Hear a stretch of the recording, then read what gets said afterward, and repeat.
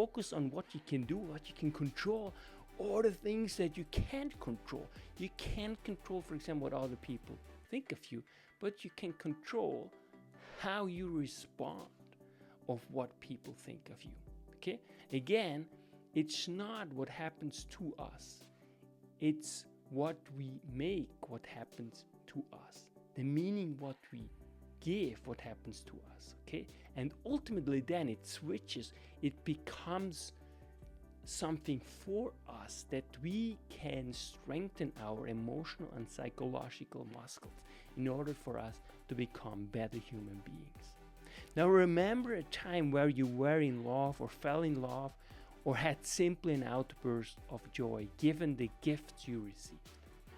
How did you feel and experience life? Think about back. Usually what happens is all of a sudden you see everything is beautiful. The people you meet are beautiful. The people you interact are kind of nice. The trees are beautiful.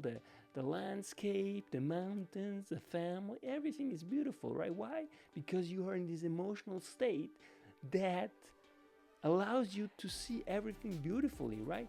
If you feel joy and love, you see and experience and have a joyful life. On the other hand, if you have a really bad day and you just think like, oh my God, I screwed completely up, everything gets narrow, right? And everything you look at is just like, I don't care, everything is shitty, my life, it doesn't really have worth. And you start having this self-talk and it becomes a self-fulfilling prophecy, right? Again, positive people attract positive people. Negative people attract negative people. Why? Because it's what you focus on, right?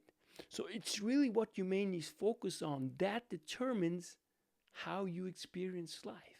You do not experience life as it is. You experience life on what you focus on.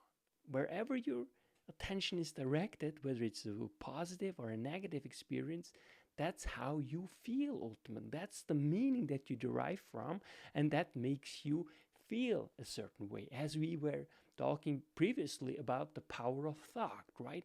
A thought ultimately invokes in us an emotion, and an emotion affects our body.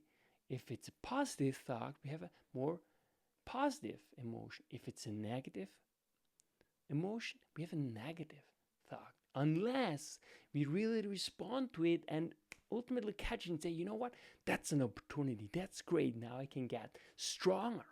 Again, conflict is my emotional and psychological everyday gym.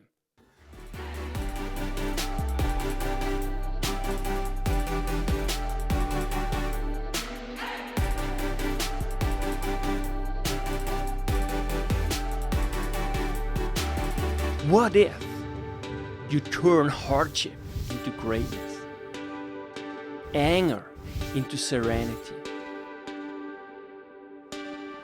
Everything changes.